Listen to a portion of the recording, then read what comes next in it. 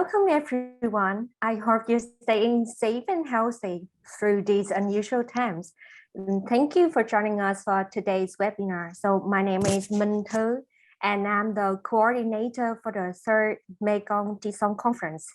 As you may have known, this third conference has been planned and scheduled to be on site here in Cần Thơ in July 2020, but due to the COVID-19 pandemic, plans have been constantly changed, rescheduled again. So we're very happy that finally we can make it really take place today. And also, instead of having all of the presentation delivered on one day, we now decided to have all the presentations delivered on one day. No, sorry. Also, instead of having on presentation delivered on one day, we now decided to spread it out within 4 months with 2 or 3 presentations each month. And our webinar is scheduled on Friday from 10 to 11 in the morning. We believe that this way of organization will be more convenient for both the presenters and the participants to arrange for joining. Since this is our very first sections, I'd like to go through a few housekeeping rules. First, if you have any questions, please type them in the question box in your Zoom control panel. I bring them up during the presentation, and we'll also have time for questions at the end. Next one, recorded versions of this webinar will be on YouTube later so that you can watch the content of this webinar again. And before starting our first webinar, let's welcome a few words from the chair of Mekong TESOL conference. So I'd like to invite Dr. Nguyễn Hải Quân for his opening remarks. Please, Mr. Quân. Thank you, everyone. I hope you can hear me well. Could you check if you can hear me well? Yes, thank you, Rudi. Yes. Well, once again, thank you, everybody. And just to let you know that I'm still having the feeling of standing in front of you now is normal. But to be honest, I have been in a lockdown area for more than 5 weeks now, I guess, still at home 24 hours a day. And this is the first time I have to dress formally again over the past 4 or 5 weeks, just to be in the event today. So yesterday I was just thinking about what I'm going to share with you in the first 2 or 3 minutes of the conference. And as you said, we have rescheduled several times because of the pandemic. And we are so happy to make it finally happen today. And I thought about what I have been doing over the past 6 months because of the COVID-19, life has been changing. And I look at all of the vocabulary I have learned to update with the pandemic. So I want to share with you several keywords that I have learned thanks to COVID-19. The first term that I learned so far is the abbreviation called VUCA, V-U-C-A. Which stand for V is the volatility, and then uncertainty and complexity and ambiguity. I think these 4 letters captures very exactly what is going on now. Everything is happening with a high level of uncertainty and complexity and unclear. And then every time you turn on the TV or you watch the news, you will see the word resilience and resilience and resilience. We need to build that up and stay focused and stay strong. So that's how I learned to survive myself, staying at home 24 hours a day, still maintaining my work at the university and at Vietnamese, and also to continue to learn and develop my professional skills and expertise. So I do hope that after a certain time of fluctuations, everything becomes clearer and we stay focused better. So I think getting together like this, although we cannot see face to face or networking directly with each other like previously, but we hope that we can still maintain an opportunity for all of the people who are keen on developing our professional knowledge and skills, listening to people sharing their enthusiasm enthusiasms in the field. And from there, I think we can build up our resilience from now on, and just to continue to survive in the field and then to grow in the field. So I would like to take this opportunity just to say thank you again to the University of Wollongong, and also to the Department of Education and Training in Kansas City, and all of the staff at YAVIC who have been working on changing plans on the time and then adapting plans for the conference actually to happen today. And we are very delighted to share with you that this is the first conference that we are going to publish the proceeding, which is an amazing milestone. We want to create a platform where, you know, novice researcher can have something published with the conference, so that we can build up our expertise and credentials in the field. So once again, thank you very much for joining the conference, and I hope from now to December we are going to have good opportunities to network with each other and then grow together in this very unstable time. And last but not least, I would like to thank National Geographic and Rudi for, you know, kicking off the event today this morning with a very interesting topic. So thank you again, and hope you enjoy the section today and other sections upcoming from now to December. Thank you, everyone. Thank you. Yes, thank you. Yes, yeah. Thank you, Mr. Wong. Now, without any further ado, we will turn the time over to our very first presenter, Mr. Rudi Cohen. So our presenter today is a senior teacher trainers and academic consultant for National Geographic Learning Vietnam. He holds an MA TESOL in teaching from the New School and a BA in political philosophy. So with extensive experience in teaching Vietnamese students and working both with foreigners and local teachers, his interests focus on integrating critical thinking into the learner experience and providing professional development for teachers of all skill levels. So please welcome Mr. Rudi. Thank you very much. And thank you for your wise and inspiring leadership. Let's see, Mun, can I please have the controls so I can share my screen, please? Thank you very much, and I will get us started. Here we go. Okay, thank you everyone for joining today. I think that you all proved you can use the chat box, which we will be using today to talk together and to interact. So today my topic is teaching critical thinking to young learners online. And as Mun said, I am Rudi Cohen. You can see my email address on the screen, and you'll be able to see that again at the end. And we'll have time for Q&A at the end of today's session. So you also have a Q&A box where you can write any questions you have for me. We'll make plenty of time to go over some of them at the end. So thank you very much for having me. Let's take a look. So as they said, I'm here on behalf of National Geographic Learning Vietnam. And our mission is bringing the world to the classroom and the classroom to life. I hope to help you with that second part today, bringing the class to life. And I'll be using some of our young learner primary materials today to help showcase some of my ideas, hoping for a very practical session today. So our agenda, first, we're going to talk about what is critical thinking. And I'm going to want to hear from you guys some of your ideas as well. And I'll share, of course, my understanding, hopefully to help make it clear. We'll also practically look at teaching critical thinking with vocabulary, with young learners. And also we'll look at using images. So how can we use pictures and questions about pictures to help promote critical thinking with our young learners at the level of the lesson, right? At the single lesson level. And then at the end, question and answer time. So before I jump into what is critical thinking, I just wanted to let you know the source for many of my ideas. Many teachers think that they see a teacher with a lot of experience and they say, oh, he's so creative.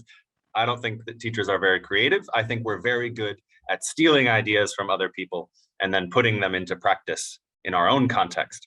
And many of the ideas that I use for critical thinking come from this book that came out in 2020 called Critical Thinking in ELT, a working model for the classroom. And it's by this author named John Hughes, who works for National Geographic Learning as well.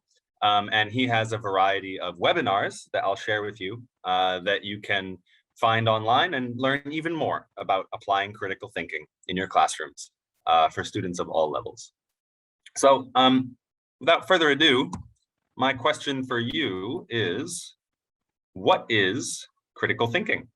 So if you ask a room full of people this question, you'll get a room full of different answers. So if in the chat box, I'll give you guys, let's say 45 seconds. Can you write for me, in your understanding, no wrong answers here, what is critical thinking? What does this mean to you? So I'll give you guys just 1 minute. Yeah, what is critical thinking? Or what is critical thinking in an English class? Remember, no wrong answers, just beautiful opinions and ideas. One of the great things about critical thinking questions is that there's often no one set answer. So we'll see if we can get a few ideas in the chat box. What is it? Okay, getting the brain to work. Absolutely. Yeah, we want our students thinking, analyzing and evaluating one thing in various ways. Nguyen, I think that you may have attended a training before on this. Let's see, asking refined, well thought out questions. Absolutely. The questions we ask are really important. That's from the teacher's perspective, right? Think differently, creatively, and arguing, right? Yeah, arguing is something people often think about. With that deep thought, okay, the ability to engage in reflective and independent thinking. I love that, reflective thinking, that's really great. Justify, evaluate, analyze something, great. Analyze deeply, scrutinize, refers to looking at things in different perspectives. Yes, putting yourself in someone else's shoes, right, is a great way to promote critical thinking. Problem solving, different forms of learning and thought and analysis, creating and understanding, gathering and analyzing information and problem solving, different perspectives and sides, distinguish between good and bad. That's a very interesting one with many possible meanings. Process of evaluating and analyzing. Okay, these are great ideas. And you guys, a lot of you are saying ideas that are very similar to kind of the way that I approach understanding critical thinking.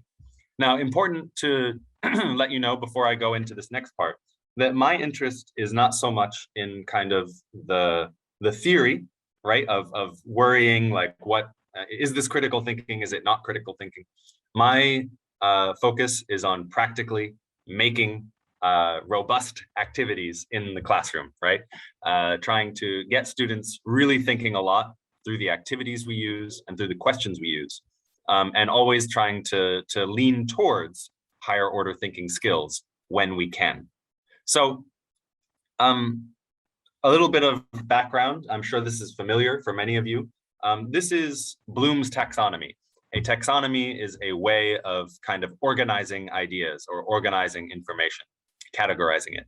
And so Bloom and his original crew of professors and neuroscientists got together in the 1950s, 1956, I believe, and tried to make a list of all the different kinds of thinking that people do when they're learning something. And this is the list they came up with. At the bottom, you can see knowledge, and then comprehension, application, analysis, synthesis, and evaluation. And many of you were mentioning analysis and evaluation in your answers, which is great. Now, this was updated, and when it was updated in 2001, it was changed to look more like this. And so this is where we have remember, understand, apply. These are the lower order thinking skills. Lower order does not mean not as good, right? Not important not to view it that way. And then analyze, evaluate, and create, getting towards the higher order thinking skills, or the HOTS, as they call them. Now, I like to view it this way because I think that it's really useful for us as teachers when thinking about our lessons and thinking about what kinds of activities we're doing with our students. So traditional language teaching mostly falls under the lower order thinking skills, remembering things, understanding things, and applying the language points that we're teaching to students, whether it's vocabulary or grammar, or using some of the sub skills that we're training our students to do. So comprehension and use is, where traditional or old school language teaching falls, right? This is what we've been doing for decades. Now, when you are at the top, right, we can say that creative thinking is kind of its own category, right? Creativity requires a different kind of approach than all the other things that came before it. And so, as many of you mentioned, this section in the middle, focusing mostly on analysis, that is where critical thinking happens.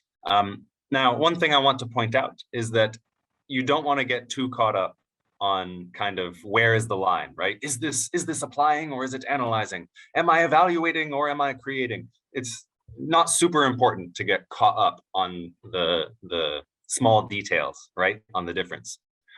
Critical thinking and creativity can happen at the same time. You can be applying ideas and critical thinking also. So it's they overlap a bit. Now, I want to show some examples so that I can make sure that you guys have a kind of working understanding of what this looks like in a textbook. And I've got a sample here from the National Geographic Learning book, Time Zones, which is actually a teen book, but I just thought this was so perfect for showing what I'm trying to say that I wanted to use this one. Don't worry, the rest of my examples are all from books for young learners. So if we take a look at these opening activities, I'll isolate them. So we have this is the preview, right? The beginning of a unit. We've got this activity says, listen, number the items. We've got part B, group the clothing items in A. So we want to put them together, right? According to these categories, and then talk with a partner. Look at the photo. What are the people wearing? What do they like to wear?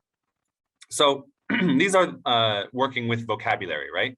And on the next page, we have more practice activities to use the target language, including the grammar point. So what kinds of thinking do we have here? This is the taxonomy on the side, right? And so when you're using Bloom's taxonomy or trying to understand your activities using this framework, generally, the approach is that in order to understand something, first, you must be able to remember it, right? In order to apply something, first, you need to be able to understand it, and so on. In order to analyze, you need to be able to apply. In order to evaluate, you need to be able to analyze, right? And then, as I said earlier, creativity is kind of its own category. Now, so we want to start with remember.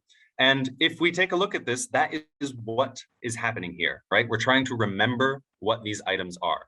Our students have to listen and they have to say, oh, number one, that's jacket, right? I hear the word, I remember what it means, and I can look at a picture and match it, right? Now, the next one, where they have to group these items into categories.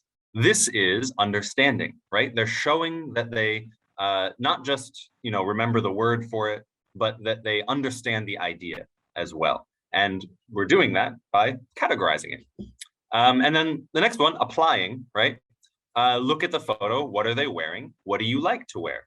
So in this one, they're now applying the language. So you can really clearly see from this series of activities how it goes from remember to understand to apply, right? Now, just to quickly show you the next activities, the follow-up page, we can continue practice here, follows under understanding, put the words in the correct order to make sentences. And apply is, work in groups, play a chain game, name the last item of clothing or accessory you bought, right? This is them applying the language. And also these kinds of activities where you have students talking to various other students, find someone who, or a mingle. These are also activities where we're asking the students to apply the language points that we've taught them, whether that's vocabulary in this case, or grammar, right? As is happening up here. So you can see that, these kind of traditional activities are all falling under the comprehension and use, right? The bottom lower order thinking skills. Now, I like to use one topic in particular, one language point, which is clothing, right? And I find that it's a really easy one to show someone an example of all of these different stages. So I'll quickly go through this and then we'll jump into the practical stuff. So for remember, often it's something like, what's this? It's a shirt, right? So just remembering the item. For understand, I can say, what are you wearing? Say, oh, I'm wearing a shirt, I'm wearing glasses, I'm wearing, pants, I'm wearing shoes. And so this is where they show they understand the concept, right? Now apply. It's cold today. What should we wear outside, right? This shows a understanding of the meaning of the words and then applying them to a real world context. So that's kind of a little bit of the difference. I think it's a small difference here, but yeah, you're using the language to interact with the world, right, in context. Now, as we move up into the higher order thinking skills, analyze would be something like, what kind of shoes are popular? Why are they popular? So in this one, students would have to, think about the world around them and make a decision, right? Oh, what are the most popular kinds of shoes? Why are these popular? Your students might say, if they're teens, they might say, Converse or something like that. Why are they popular? Well, because they're cool. So always interesting to see. And this is the kind of question where students will have different answers, right?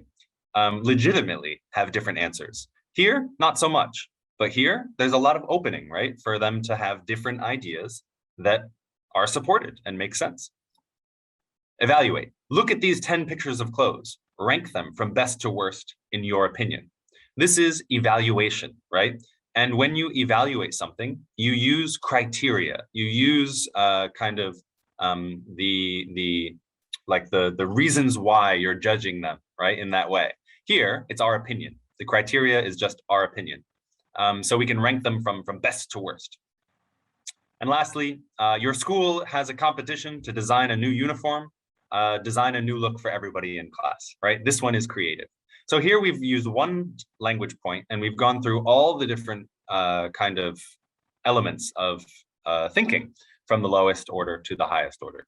So I hope that this little introduction helped you kind of understand practically what the differences are between these different kinds of thinking.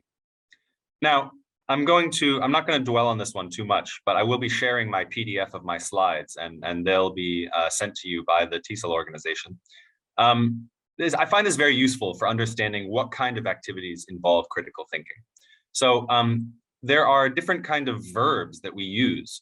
And for lower order thinking skills, these are some of the ones we might associate with those kinds of thinking. I'm not going to dwell too much. There's a lot of information here. But as you get higher, you'll notice that things like, judge or grade or evaluate or even choose, right? Choose can be a critical thinking question. Choose which one and then why, right? So analyzing, classifying, diagramming, categorizing, these are really, really useful learning objectives to know that these can be critical thinking. And there's one, I think, predict. Predict is a great example of how something can fall in apply, or it can be kind of analyzing as well. So you don't want to be too dogmatic, right? Too orthodox about how you understand these, because they do kind of blend together a little bit at the edges. And then creativity, this would be like design something, build something, invent something, modify, compose, develop, formulate, generate. Now, many of these words we won't use with our students, right? But we as teachers know that this is the activity we're doing. So yeah, I think this can be a useful reference point. And so that's why I included it here today for you guys. So without further ado, I'd like to jump into the practical section. So this is a vocabulary lesson from the Look series for primary students. We have a great group of vocabulary words here. I can make them larger. So how can we do some simple activities with students to get them thinking critically? Now, when you're teaching online and you get the students to look at this language and work with it at first, I might use, if I'm teaching on Zoom, I might use the annotation tools to get the students to stamp which one they enjoy doing, stamp which one they hate doing, that kind of thing. I might get them to come off mute and talk to me about it. I might get them to write in the chat box and practice some of this language, showing they understand it. But then if I want to do critical thinking, there's actually some very simple ways we can approach this. Now, many people call critical thinking outside the box. And I was surprised that none of you mentioned that when I asked you earlier, but that's okay. I think many of you are familiar with that phrase, right? Thinking outside the box. And while I'm not going to get into it too much, I think that thinking outside the box is kind of more creative. That's leaning more towards creativity. And that actually a lot of critical thinking, analyzing and evaluating, is more like thinking inside the box. And what we need to do as teachers is provide our students a box in order for them to think inside of it and maybe even think outside of it. So I like using graphic organizers for young learners as a really simple way to set up a critical thinking activity that then gets them to apply the language or analyze the language or evaluate the language in a way that is supported visually and very clear for the students what they need to do. If I just tell them to put these ideas where they're similar and different, then they'll make a list and it might not be so clear for them, or they might not critically think about it too much. But by using simple lines, simple circles, simple lists, simple boxes, sometimes we can get a lot more productivity out of our students. So looking at this, time to put our critical thinking hats on.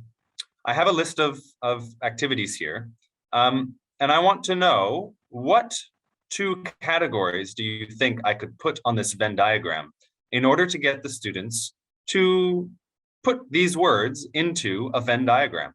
Can anyone think of any ideas? I'll give you guys, let's say, like 30, 40 seconds. Can you think of any ideas that would go on the left and the right that the students could then categorize in the Venn diagram? I'll share 3 ideas with you after. So I have 3 different ideas about how you could use this Venn diagram with this language point. Can you guys think of any? Okay, inside and outside activities. And that's an interesting one because, some activities might be both indoor and outdoor. For example, watering the plants, right, might happen indoor and outdoor. Okay, alone or in a group. And some of them, like going shopping, right, might be in the middle. It might be sometimes alone, might be sometimes in the group. Washing dishes is a group activity in my house. Practicing music is also a group activity in my house. With help or without help of parents, chores and leisure. Now, one thing to consider, these are all great ideas. One thing to consider is that you want to make sure that there is something in the middle, right? That there is overlap between these 2 ideas. So let me share with you some of my thoughts about how you could set these up to be a bit more critical or a bit more communicative. So one would be chores I do, chores my partner does. So in this activity, I'm promoting communication at the same time, right? Not just thinking, but sharing. So if chores I do, a student can make a quick list, right, of the ones they do and the ones they don't do. And then they talk to their partner. I must clean my bedroom. Do you clean your bedroom? Yes, I do. So it goes in the middle, right? I don't have to cook. Do you have to cook? Yes, I do. Oh, so it goes over here, right? So in this way, we can get the students to talk together and then categorize the ideas according to the reality, right? According to their real communication with their partners. This has them thinking about these ideas a bit more. They're analyzing them according to their own life, right? Which ones do I do? Which ones do I not do? And then comparing that to a partner. So that can be one fun way to use this and get them talking. Another would be chores my parents do and chores I do. This one's more personal, right? This one you could still share afterwards and communicate afterwards, but this one has the students filling in this Venn diagram about themselves and about their own lives. So they have to analyze these words and really understand them within the context of their own lived experience. But it's also very simple, right? It's a very simple question. And sometimes simple gets great results. So we have a few options here about like what we can ask them. And, in my opinion, I think that this is, you can get a lot of different answers here. And that's something when we want to do a communication task afterwards, if everyone has the same answers, then is it real communication? Is it authentic if everyone is kind of saying the same thing? And so it's important when you set up these activities to realize that they create a wonderful, authentic communication activity afterwards, using the ideas generated by your students. So my last one is chores I must do, chores I don't mind doing, right? This one is moving from analysis up towards evaluation, right? So things I must do, that's analysis. And then things I don't mind doing, that's evaluation, right? So we're combining two different kinds of thinking on Bloom's taxonomy to make a more robust critical thinking activity. So chores I must do, for example, I go shopping, but I don't like going shopping, so that goes over here.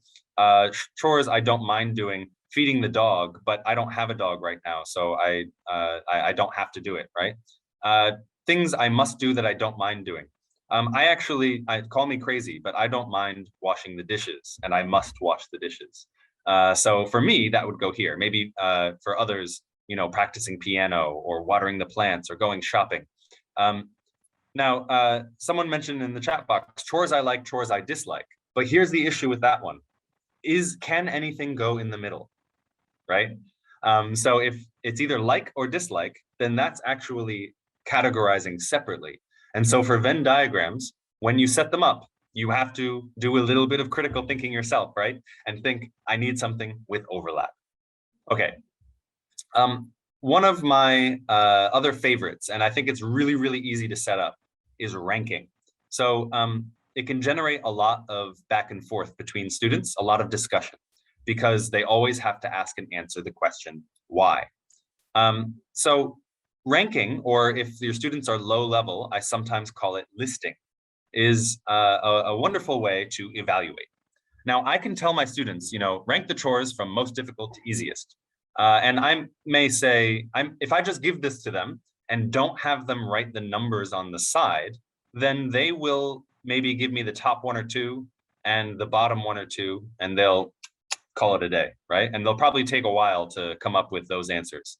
If I actually just give them this list, say, okay, on your paper, write 1, 2, 3, 4, 5, 6, 7, 8, 9, 10, then tell them what they need to do. It's amazing how giving, just a small frame, a small box for them to use, even just a list of numbers, can have great effects on how quickly they engage with the task and how completely they engage with the task. So if you make them write the list, instead of just doing the top one or two and the bottom one or two, they will actually do the whole thing. And you can walk around and monitor, if you're teaching in person, and see how far along they are very, very clearly. So it has some added benefits. So in this, I think it's undeniable, right, that they have to evaluate based on their own opinions. And so this falls under critical thinking. And what one student thinks is difficult, another might think is easy. I think practicing piano is probably top of the difficulty list because I don't know how to do it. Or fixing my bike is something that I'm not, experienced in. So in that case, our lived experience plays a role and our opinions plays a role. So there's no correct answer, right? And that's one of, I think, easily identifiable signs of a critical thinking task, is that there is no set answer. So these tasks, again, are great for leading into communication. So compare with a partner. Why does your partner think the chores are difficult or easy, right? And now we're talking about it. We're explaining our answers and we're supporting our ideas a little bit. So something like this, it's quite simple, right? And uses just a basic list of vocabulary ideas, but it gets us, into this higher order thinking skills of evaluating and analyzing. So we don't have tons of time, so I want to make sure I share some more ideas with you.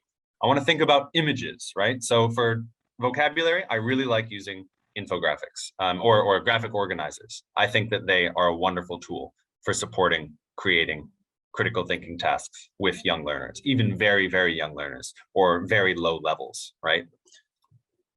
Now, one thing about, one common thread in many National Geographic books is the use of high impact photos, right? This is true of almost all of our series. And the way we approach doing unit openers, which these are all examples of unit openers from our book, Look. These are, kind of a great opportunity to engage with leaning towards higher order thinking skills or getting students talking and using critical thinking.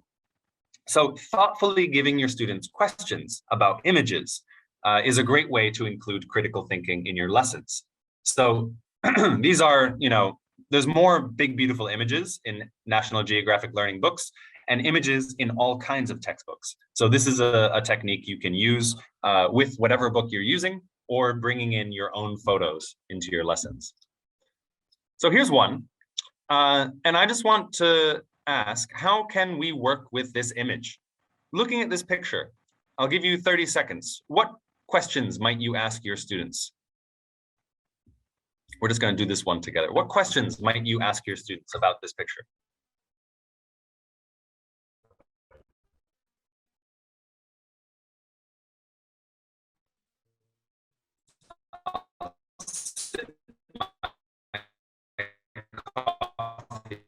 While I was parents, right? Questions would you ask? Yes, what can you see in the picture? Absolutely. Wonderful place to start, right? You should always start there. What can you see? How do you feel when you look at this picture? That's an excellent one. Why are they so excited? Really good. Why do you think they're laughing? Where are the children, right? Could be what place, could be what country, right? One or two more ideas. How many children are there in the picture? Yes, I love that. Yeah, you want to make sure you have some achievable kind of lower order thinking skills questions in the beginning. How do the students feel? What makes children happy? What are they doing? Okay, these are all great ideas. Thank you, guys. So here's some of mine. And, when I'm doing this with my students, if you're teaching online, I would probably do this with chat box, or I would have my students come off mute. If you have a lot of students, you need rules, right, for how they come off mute and to be called on and things like that. But there's a lot in class. I might just do it as a whole class activity. So yeah, how many people are there? What are they wearing? How do they feel? These are questions that you guys were coming up with. Where are they? And again, this could be a playground. It could be Japan. It could be a variety of answers. What are they doing? How do they know each other? And when do you feel this way? So one of the things, and Nguyen makes a comment that the kids and children can't type quickly like adults. That's true of very young students, and you'll be amazed that as your students get older, and as we move deeper into the online learning experience, months into this, your students, especially the older young learners, will get a lot better at it. It takes learner training. You're absolutely right. So in these, one thing you'll notice is that I move from lower order to higher order thinking skills, right? And move from just looking at the image and understanding it towards personalizing, right? When do you feel this way? How do they know each other? This is not, this is a question that has no answer, right? And there's different ideas they could come up with. So the kinds of questions we ask is very important. Now, in our book, right, we have a few. What are the children doing? Who has short hair? Who's wearing a jacket? These are, as I said earlier, comprehension and use, right? This is lower order thinking skills. But we as teachers can add in more interesting questions. Here's another one.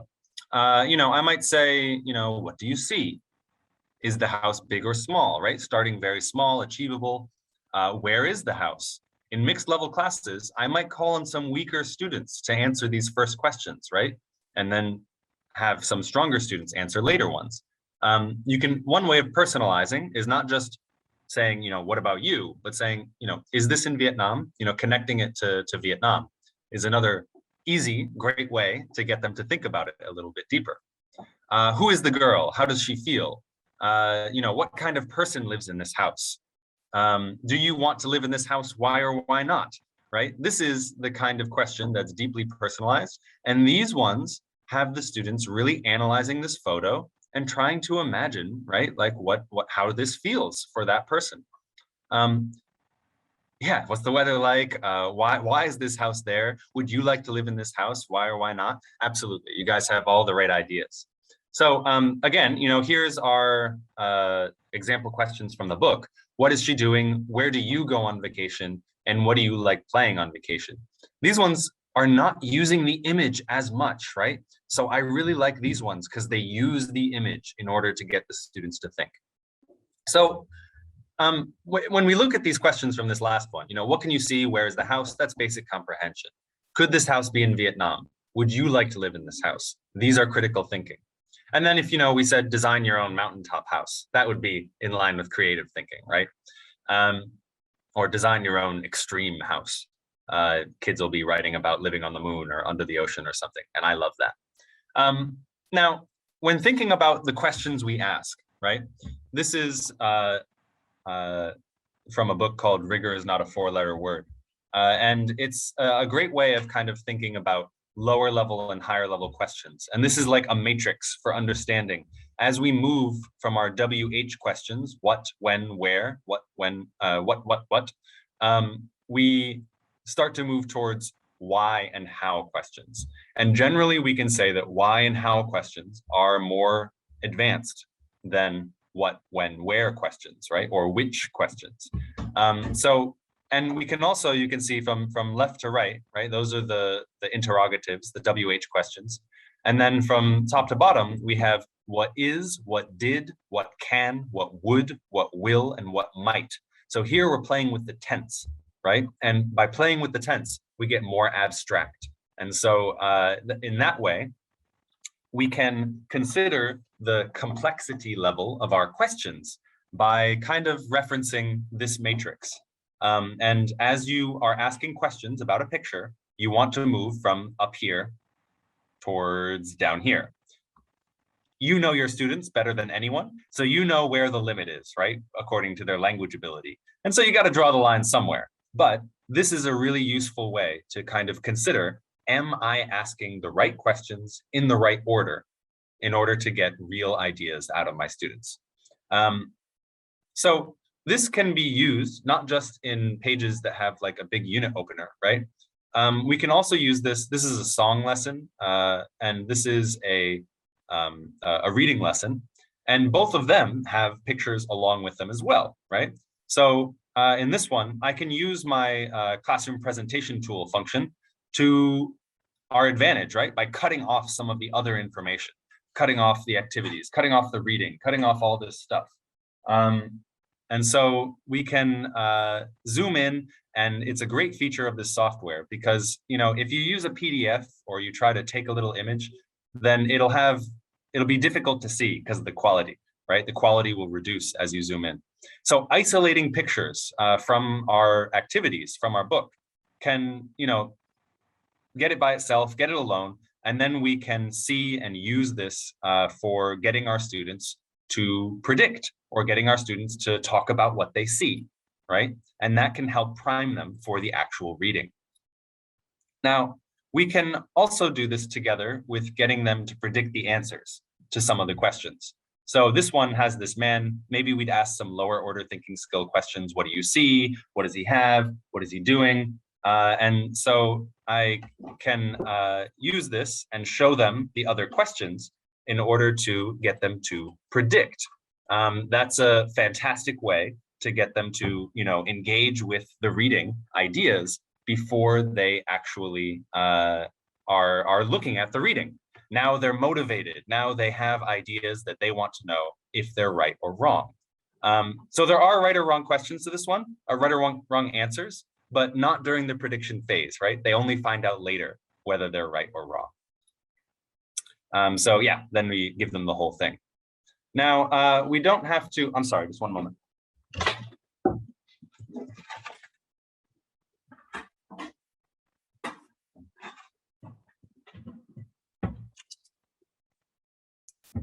Apologies, I have children in my house, and so I have to help them every once in a while. So we don't have to just use the content of the book. We can get more creative, right? And we can get a little bit more involved in the way we create our PowerPoints, for example. So this is a quick example. Can you quickly tell me which pictures are oldest to newest? Can you write the letters in the chat box? We have pictures A, B, C, and D from oldest to newest. What is the correct order? So you need to give me 4 letters. We have D, B, C, A, D, B, C, A. So D, B, C, A. So A is the newest one. D, B, C, A, D, B, C, A, D, B, A, C. Okay, we have a little bit of difference in answers. So some people think this is the newest one. Some people think this is the newest one. So I can reveal my answers. And ta-da, now you can see if you were right or wrong based on the images, right? Now I might ask my students, and I might ask you, what year is this from, right? So can you tell me what year do you think this one is from? About, right? Roughly. Maybe we can put a decade. Yeah, which decade do you think this is from? The 80s, the 1980s or the 1880s? The 1800s, okay. What about this one, the second picture? What? So the first one, 1880s, right? Second picture, what do you think? 1950s or 60s, 1975, a few more? What do you guys think for this one? 1900, this is the 1910s. Okay, this one? What year? 1950? Any other guesses? The 2000s, 1970s, 1950s, 1960s. This one's the 1950s. So congratulations to those who got it right. And then the last one is today, right? And so I quickly just took these images and used them to get the students thinking using a timeline, because a timeline is a kind of graphic organizer, right? And so I kind of use this to my advantage to get them to think about it a little bit, to analyze the pictures. So I could ask them, you know, why did you think this one was oldest? Well, it's black and white, right? That's using their outside knowledge. Why is this one? Well, it looks really old. It looks nothing like a car I've seen. So it must be quite old, but the picture is in color. So I assume it's from newer. And then this one looks like, you know, cars today. So, you know, you can ask your students why, and there's some really great ways, you know, some really great kind of thinking that you can get your students to do. So with that said, you know, when you're using photographs for students and you want to do critical thinking activities, you want photographs that captivate students, that inspire students. Something that is the real world often helps, right? Something, if you can't really use stock images for this purpose as well as real world photos. For that reason, I find pulling images from online can be a great resource for doing that. But also, you know, having a textbook that uses powerful images can be a huge advantage. Questions that stimulate critical thinking. We want real questions, right? It's questions that are moving from the lower order to the higher order thinking skills. And in order to get there, we have to think thoughtfully and critically ourselves about the questions we're asking. And then photographs which tell a story. This is just a preference of mine, right? Because if there's a story behind the image, then there's a lot more opportunity for us to guess things and predict things and, you know, kind of talk about the background of the photo. So these four things are kind of important for me when I'm thinking about what photo to use and what kind of questions I will use. My last little thing, I know I'm running out of time, is that these are really common critical thinking types. There's a textbook editor that works for us that did some research into the most common types of critical thinking, and these were 5 of the most common found in textbooks for ESL. So these, you may notice that I've bolded 3 of them, right? I've bolded, predict, categorize, and discuss. And the reason that I've bolded these is because I think that they are the best ones for using with young learners. So getting students to predict things based on images, for example, or getting students to predict answers, like in the reading activity, where they had to say, you know, what order the banana was made in. Those kind of predictions are a kind of critical thinking, and they're the kind of thing that you can use with students who are pretty young and pretty low level still. Categorizing, this is where I kind of put the graphic organizer, right, is in categorizing, like the Venn diagram example. And I think that is a very kind of simple approach, but one that gets great results. Teachers always kind of say, yeah, but does it really work? Does it really kind of get that that production out of students that you really want from a critical thinking task?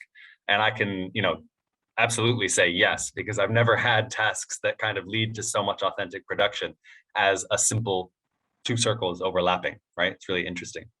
And the last one is discuss, right? So the talking about the images. These 3 are kind of the easiest ways to approach critical thinking with young learners. So the reason I put analyze and decide on criteria here is because, you know, with young learners, that includes students up to like 11 years old.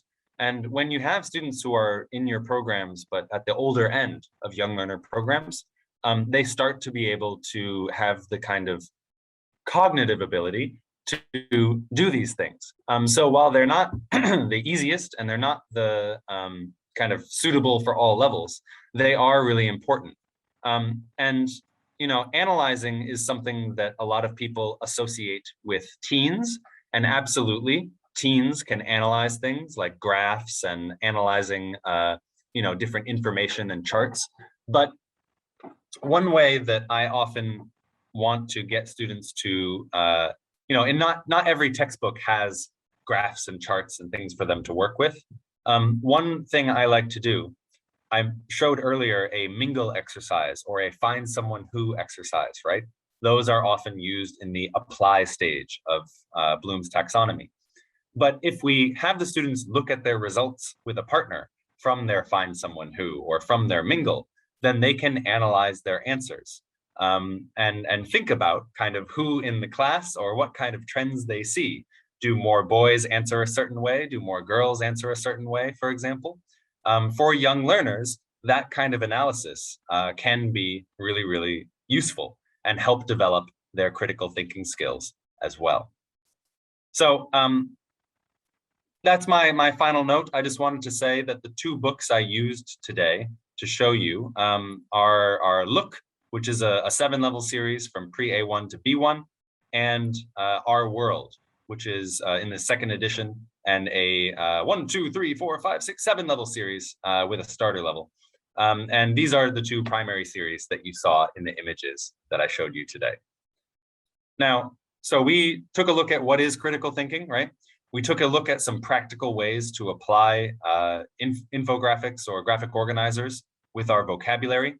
And we took a look at images and asking the kinds of questions, you know, and that the questions we ask are really important, and the images we choose can be important as well. So at this point, 10:52 now, I would love to open up to you guys for the Q&A. We have the special Q&A box, or you can write your ideas in the chat box. Either one is fine for me. And I will be happy to answer any questions for the remainder of our time. So one of our questions, our first question, is how do you make students excited, right? How do you get students motivated? So one way to do it with young learners, it's really important that the energy you bring into class is the energy that they will reflect when doing your activities. So if you're looking at a photo and you're acting very bored, hello class, what do you see in this picture? Yes, there are 2 children. Yes, they are wearing pink and blue. Yes. This kind of, you know, presentation will not get the students excited. But what will get them excited is to use the kind of tone and bring the kind of energy that gets them kind of keen on looking at this image and thinking about it. So, wow, class, do you see this photo? What colors do you see? Yeah, we have red. What's red? Oh, the shirt. Great job. What else do you see? Getting them going, you know, how many students are there? How many boys? How many girls? The tone we use and the energy we bring into those moments is very critical. That's more of a classroom management question, right? Now, I think that another way to answer your question, how do we get the students excited, is, you know, I mentioned that you can use the images before a reading or before a listening to get the students thinking and, you know, get them kind of predicting what it will be about. One thing that I find is almost universally true, doesn't matter if you're teaching young learners, teens, adult university students, teaching teachers, we can use everyone's desire to be right to motivate them. So if we get them to look at pictures and predict, then they will want to know that they are correct. And that can be exciting for them, knowing that they're right afterwards. So that's a huge motivator. Okay, we got some other questions. I hope that answers your question.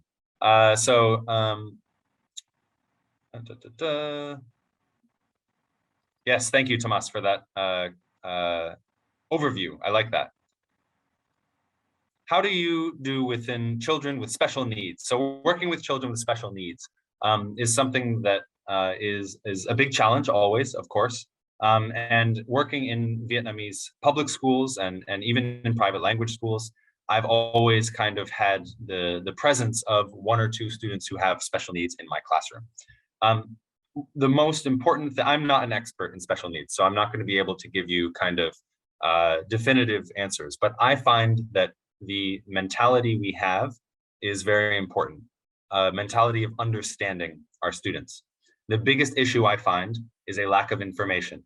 I would love to research what kind of special needs my student has, right? Beyond just them being special needs.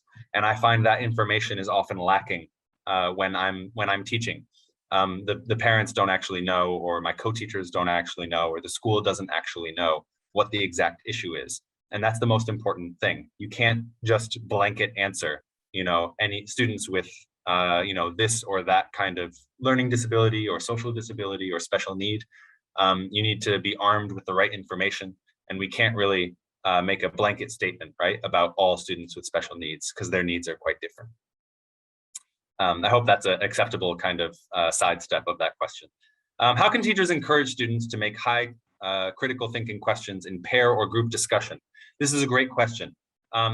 Learner training is a very important part of successfully getting kind of robust production out of your students. And as we move towards online teaching, I think you guys will find that for every minute of learner training, every minute you spend learner training saves you an hour of frustration later on. So, spending time teaching your students, doing activities that explicitly teach your students how to use the annotate tools on Zoom, how to type in the chat box, how to use the different things available to them, how to mute and unmute over and over again, that kind of thing. That kind of learner training is very important to running a successful online class. And that kind of learner training is also very important to running successful critical thinking activities. Just like other activities, the most effective way is to model first. So you saw that I had a variety of critical thinking questions for my Venn diagrams, right? I could use one of them as a kind of lead-in for the activity, modeling for them what they need to do. Chores I do versus chores my mom does. I might come up with, I might do that as a class and show them the answers for me, right? And get them to then do it for themselves, and then get them to apply it to a different question. So by, the same kind of best practices that we follow for getting our students to understand, the instructions. Sometimes, especially in the beginning, the first time they're using a new type of graphic organizer, because there are many types, right? Not just Venn diagrams, not just lists, but also, word webs, spider maps, flow charts. There's lots of different kinds. And so in using those, each time you use a new one, each time you introduce a new one, you'll want to model how it's used.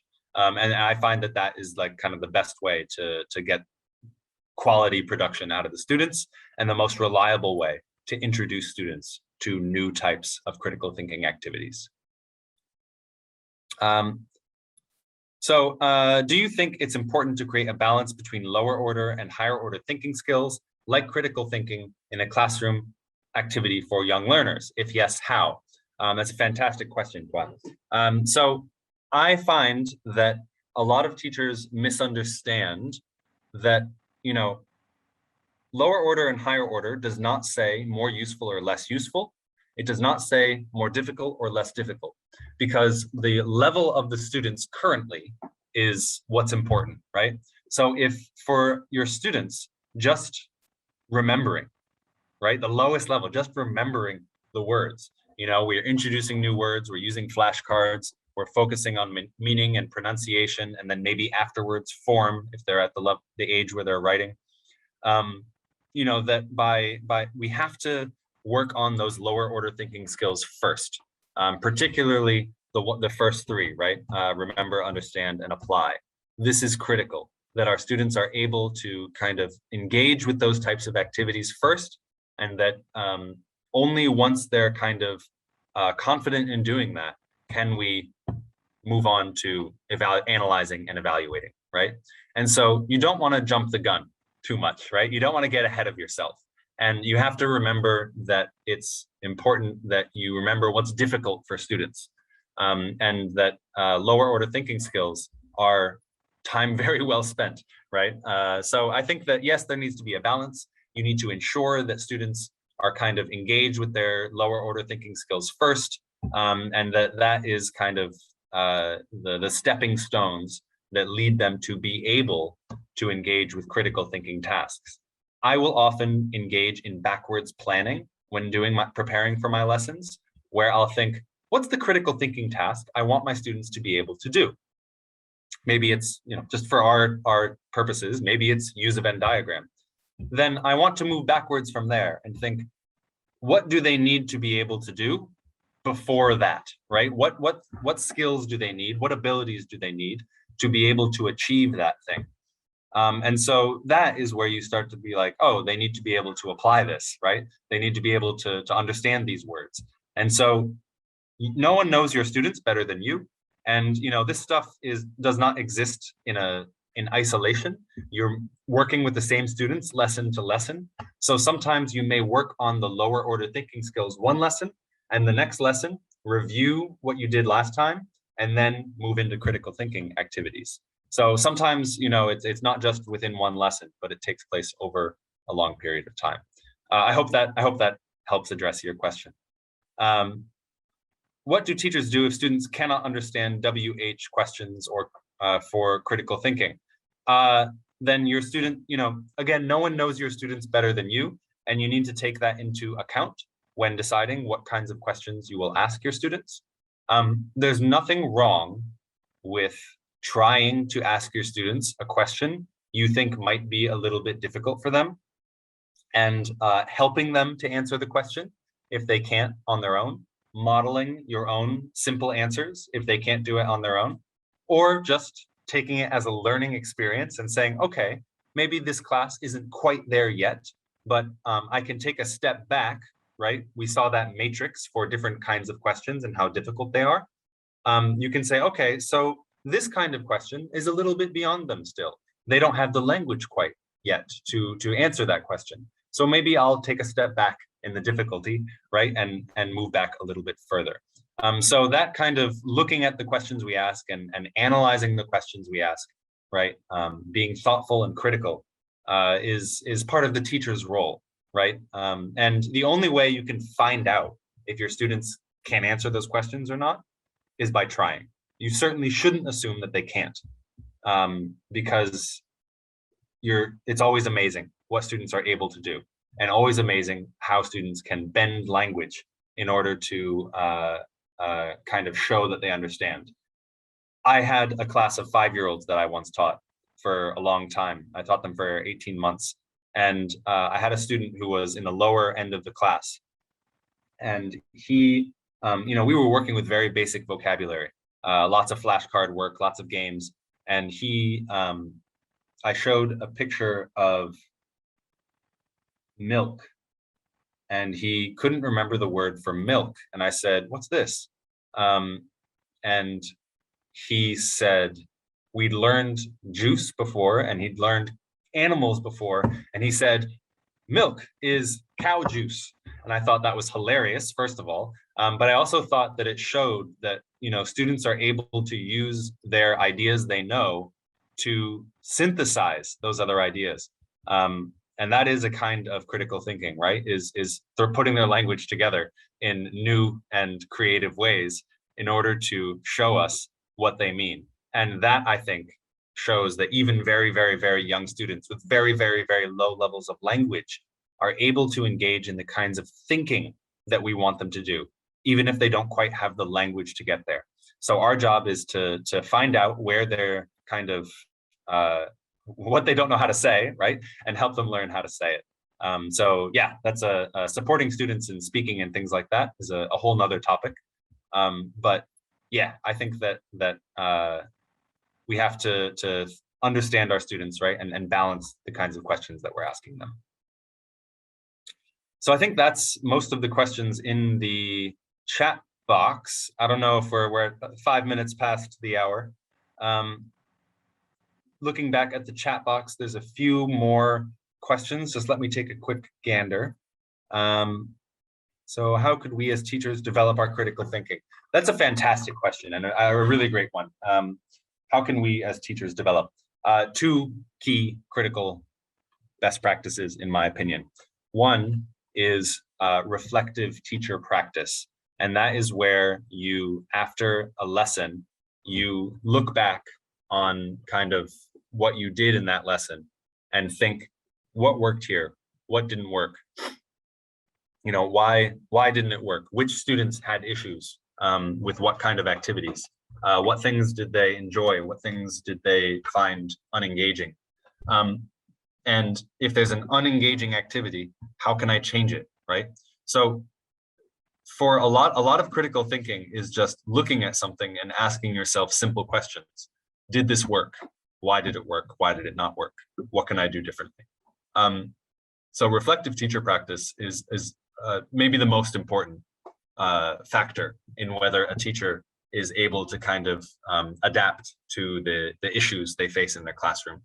The other is talking with other teachers about what works and what doesn't work, especially as we move into more online teaching and you're not in the teacher's room, right? You don't have that space anymore with teachers. It's important that you and your fellow teachers, your co-teachers, get together regularly and discuss what's working and what's not working. You know, you're often working through the same materials with similar students. And like I said at the beginning of this session, teaching is not always creative. Sometimes it's theft, right? You learn from other people and you take their ideas and then you apply them to your own classroom.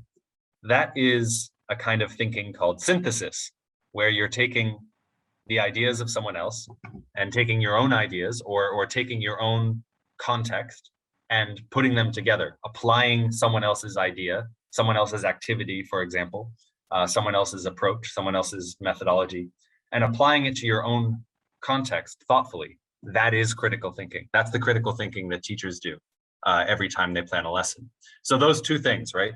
Looking back at what you taught and trying to think about how you can improve it, and looking to other people, particularly the teachers you work with, and having real conversations with them, looking at the details of the activities you run and why they work or why they don't work. That is critical thinking for teachers. Of course, you can attend, webinars, and you can look up. We have a series of webinars at National Geographic Learning that you can very easily find by, NGL webinars, ELT. You'll find a list of them, and there's lots there about practical approaches to critical thinking with different age students and practical online teaching. I saw some of you have some questions about teaching online. A class of, like, for example, in online teaching, a class of 30 children, how can we engage them in critical thinking? Again, experimentation, with some of these techniques is the best way. You'll want to use, for example, I think that one of the best techniques is using graphic organizers, getting the students to do them on their paper, like at their desk, actually in front of them, instead of doing them digitally, right? They do them on their paper. And then you can have the communication phase of sharing ideas afterwards. If they're a little bit older, you may be able to get them to do breakout rooms. You may not be able to get them to do breakout rooms. Sometimes I think that getting students to produce language is one of the biggest difficulties of teaching online. And I often suggest to teachers or to schools that they use video recording, so asynchronous video recording, not in the live lesson, but like after the lesson, getting the students to record themselves talking and saying things is one of the best ways to get them to produce. So you can set up critical thinking activities with the whole class and then have them actually do them on their own or after class. That can be one approach to doing it. Oftentimes it requires experimentation, like I said, but getting them to share their ideas, or getting the whole class to come together to share their ideas after engaging with that kind of activity can be really fun. So like, for example, if we have the Venn diagram on the screen, right, we can, get the students to think of ideas, share their ideas, and the teacher can add them in, right? The students can share them and the teacher can write them in. That's one way that you can have it be, it's a little more teacher-led, but it's, teaching online is a different kind of animal, right? And we have to use different approaches and techniques to make sure that we're, engaging our students and that they're able to participate, right? Because it's different. Any more questions from you guys? I hope my answers are understandable and useful for you. Let me see if I missed any. Do you cooperate with parents in teaching English for their children, particularly when they speak different language at home? That's a great question. And I think that connecting with parents is something that maybe doesn't happen enough. I love to see it happen more. We've tried to encourage that at National Geographic Learning by having letters home to parents that are translated into many languages, including Vietnamese, that help with kind of building that connection between the parents and their learning experience. With online learning, parents are more involved than ever, and that can be a good thing, and it can also be a difficult thing to deal with. I find that giving students, especially really young learners, things they can do at home or share with their family is one of the best ways to get parents involved. For me, best practice would mean doing lots of songs with children, because very young learners learn through song really well. They learn tone, they learn pronunciation features, they learn language in context, they learn by mimicking. There's a lot of benefits to, they learn by gesture, so having movements that connect with the songs. And if you do those songs with your students, then if you ask the parents to ask their kids to sing the songs, then that can be a really great way to get everyone involved, even if the parents don't speak English, right? And that's often the difficulty, is that parents don't speak English, so they can't really practice with their kids at home. But music is one way to overcome that, or kind of bridge that gap a little bit and get parents involved. Another way, I mentioned video recording. Parents can be involved in that as well, and they often should be for young learners. So, just keep it between the parent, the student, and the teacher sending the video, and then the teacher can use that to help give, support the student, and have the parent kind of involved in the learning and the online experience. I think we might be out of time. So thank you guys so much. I just want to show my final slide here. So I have my email address here. If you guys want to contact me and ask me further questions or reach out, that's what I'm here for, is to support teachers in Vietnam. And it would be my genuine pleasure. So thank you so much, guys, for having me today and for joining me this morning.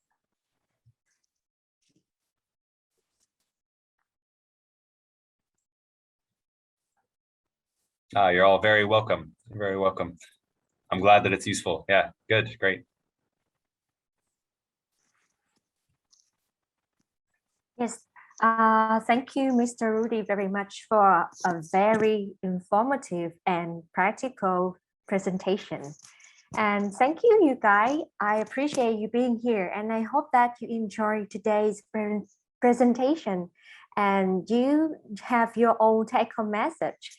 And just a reminder that the link to the feedback form will be available after this webinar, and please take your time to complete and submit the form in the next 24 hours so that we can check your attendance and improve our logistics.